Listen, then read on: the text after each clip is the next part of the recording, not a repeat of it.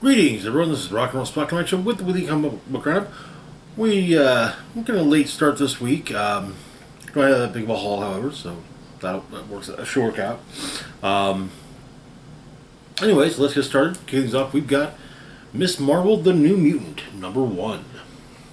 I'm not sure if this is a new Miss Marvel ongoing or just a miniseries.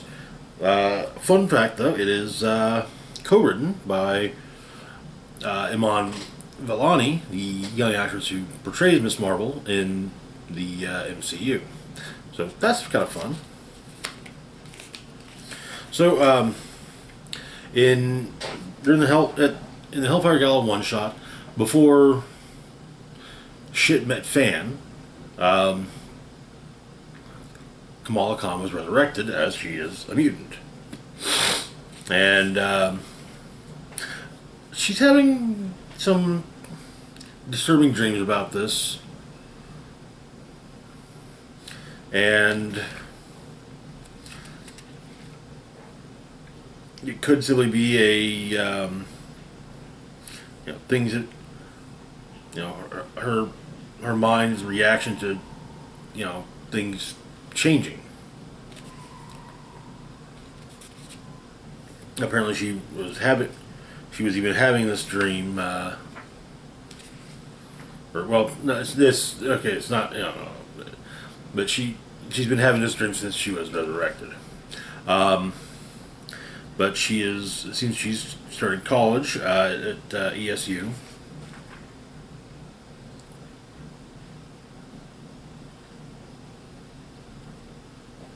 and or she's going a kind of a summer orientation type thing.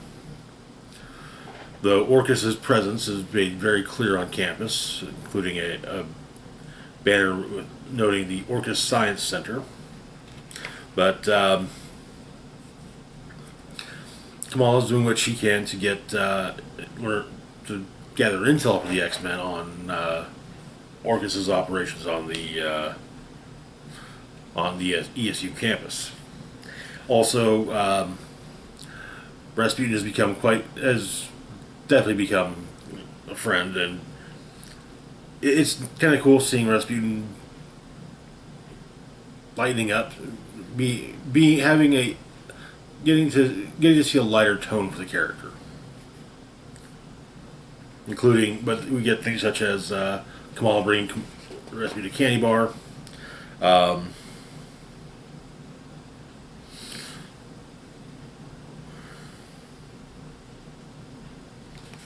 but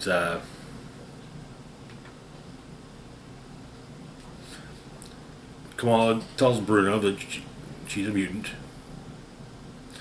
Um,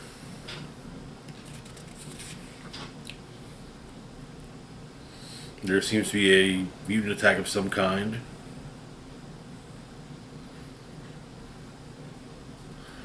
On the campus.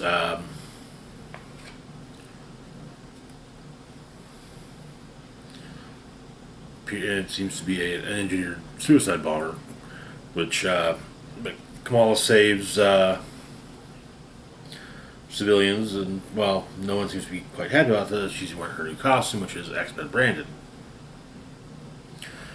But she does get some clues that there's something beneath the university, so.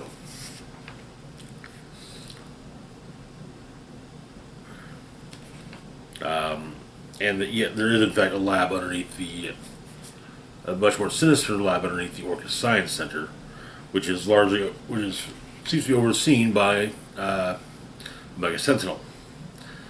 And yeah, Miss Marvel is now a target.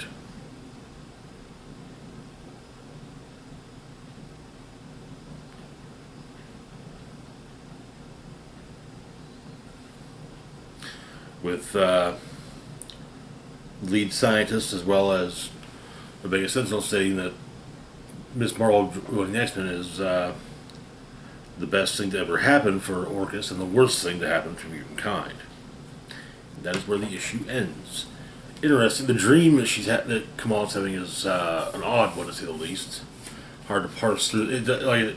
While it does in some ways feel like it's more about anxiety around changes. There could be more to it that I'm personally not picking up. But yeah, so far interesting. And as I mentioned, I like seeing Rasputin being more than just you know, metal skin, hit things and keep hitting them. I mean, right now it's an important thing, but still, it's nice to see her get to have some happy moments, basically. Moving on, though, to our next book, we've got Wolverine number 36, continuing the Weapons of Vengeance crossover. Where we left off,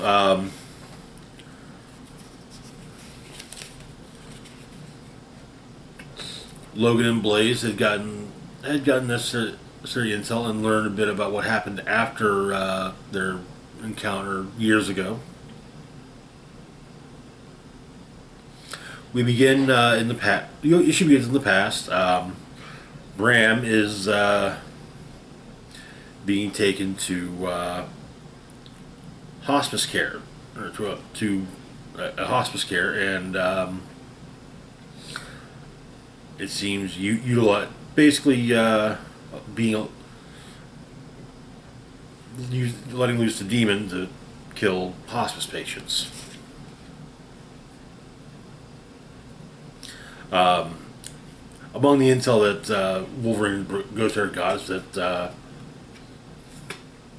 the Infernal Labs project is now based in Hell's Backbone, back in Utah. So Wolverine and Ghost Rider head out there on Ghost Rider's bike. Meanwhile, all the computer research that Agent Bannister is doing for them is kind of you stare long enough into the abyss and it begins to stare back, and it is affecting him supernaturally as Talia Warroad shows up and saves Bannister. Blaze and Johnny go infiltrate the facility and are probably taken prisoner. Blaze is to be locked up for further study, while Wolverine is to be prepared for possession.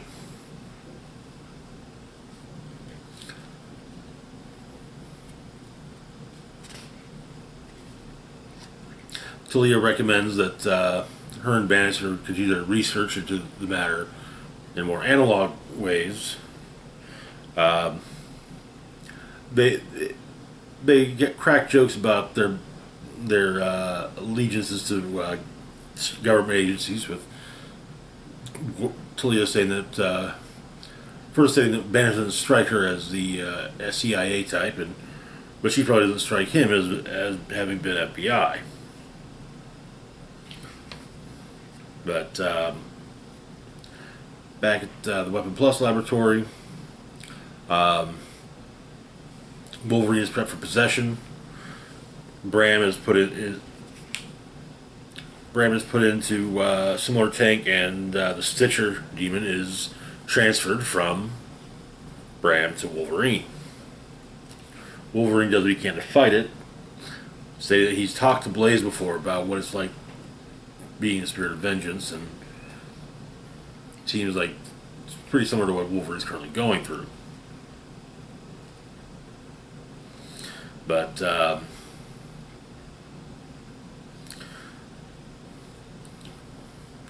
is it Father Pike, I believe?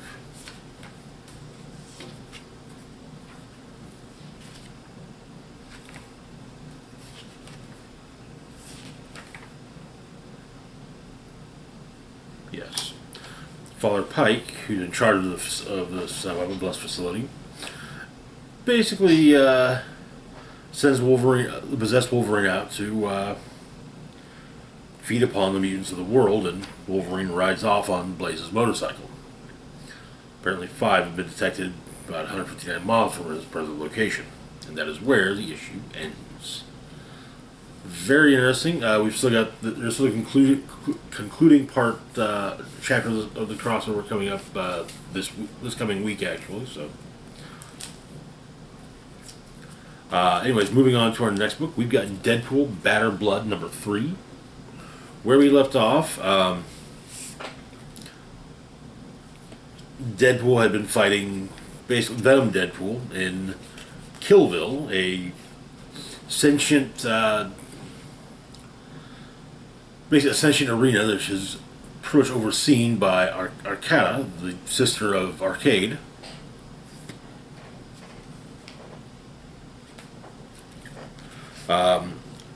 He is constantly, Deadpool is basically being constantly, seemingly jumped around, and currently, for example, he's in his Uncanny X-Force costume. But Deadpool manages to subdue Venom Deadpool for a minute, while Arcata and an avatar of Killville watch, explaining that this is definitely going to be something that they can probably make quite a bit of profit off of. Deadpool ends up in the Savage Land, along with Venom Deadpool, in his classic costume. Zabu and Deadpool fight Venompool. And then Deadpool ends up in space, face to face with the Shi'ar Imperial Guard. When he mentions he's been fighting a symbiote, well, they had been tested. He ends up back in Killville, face to face with the Deadpool Corps, who are apparently now not dead. But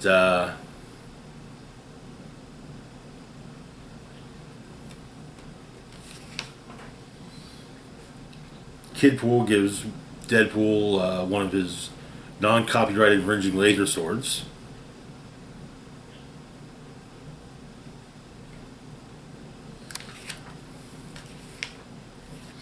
And apparently Venompool's got him some backup in the form of Venom.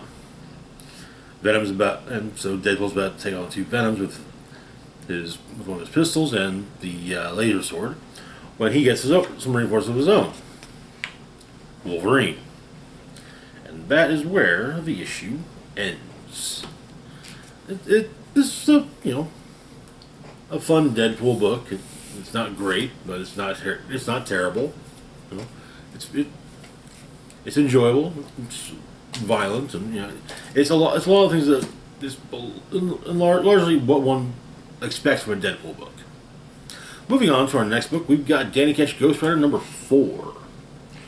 Where we left off, Caretaker had seemingly been killed while Blaze and Danny were dealing with Scarecrow and Blackout, namely trying to rescue their loved ones, Blaze's wife and kids, as well as Stacey Dolan. We open a few years before the events of the miniseries in the Morlock tunnels. One of the Morlock coming through, he's ate something in the cemetery. It was tasty but bad, and one of the surviving Morlocks basically says, "No, you've been banished." In part, and after this guy was banished before the Mutant Massacre, and afterwards they even caught him eating, feeding off of the dead. So, but it seems that this scavenging Morlock became the big mastermind. Caretaker's shown to be not as dead as he looked, and but he needs to talk to Danny, not Ghost Rider. So Danny flames off. They then go to a cemetery, and Caretaker explains there's basically a network through a cemetery network, but he tells Blaze and Ketch to follow it. Don't go through a door unless he tells them to. Just stay close. Yeah.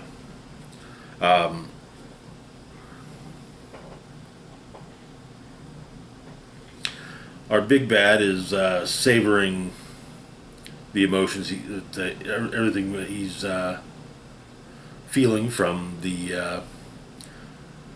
Stacy and Blaze, as well as Blaze's family. Stacy's able to get a knife, and but as Caretaker and Ghost Riders make their way further in,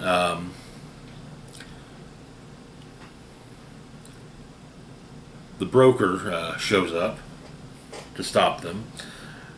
Apparently, the brokers caretakers had dealings with those similar to the broker, with the broker hinting perhaps the Tide Collector from the Gambit miniseries, 30 years ago, and caretakers says, among others. Caretaker and the broker duke it out while Johnny and Danny are brought before our big bad guy. However,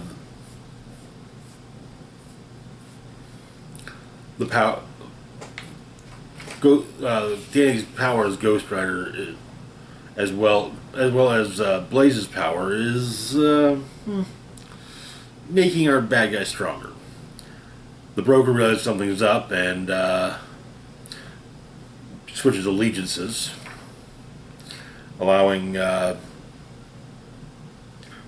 Danny to eventually, largely with the help of by utilizing Caretaker's shovel,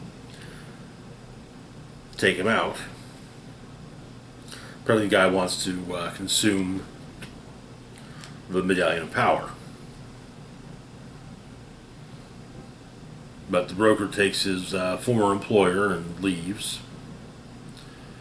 And Danny asks if that missing sliver of the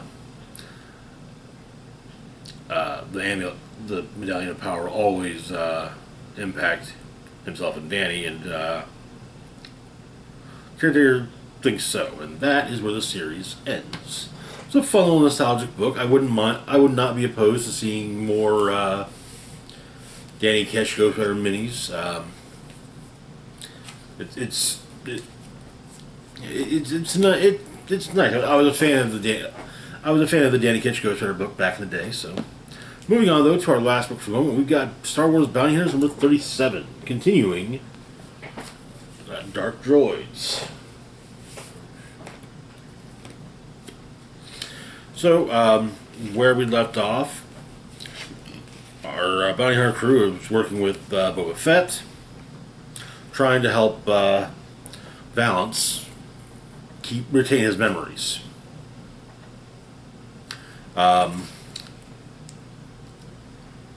We get a flashback to Jango Fett aiding an associate. Tries to get the Kaminoans to help, but well, this associate doesn't have a contract with them, so. But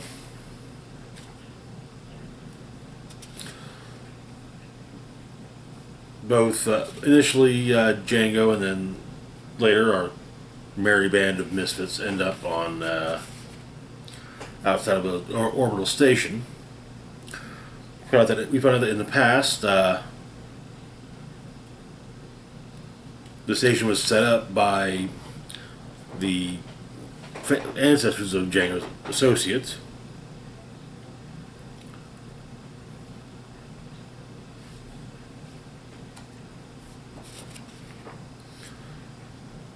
In the present, the bounty hunters arrive.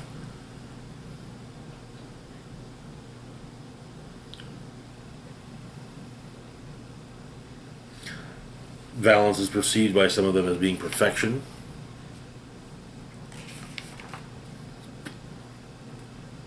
He explains what it is he needs.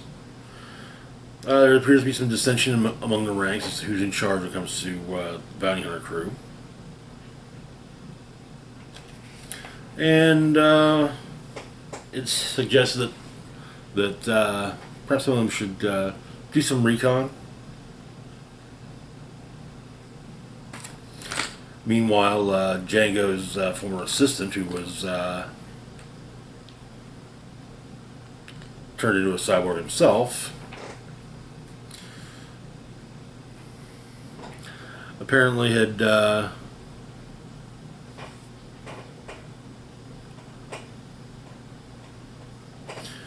He's planning to basically turn Valance into a vessel for himself. That is where the issue ends. Interesting. No good deed, I guess.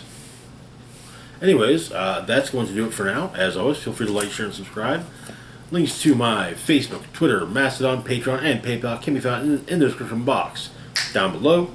This is Rock and Roll Spock signing off saying, live long and rock hard.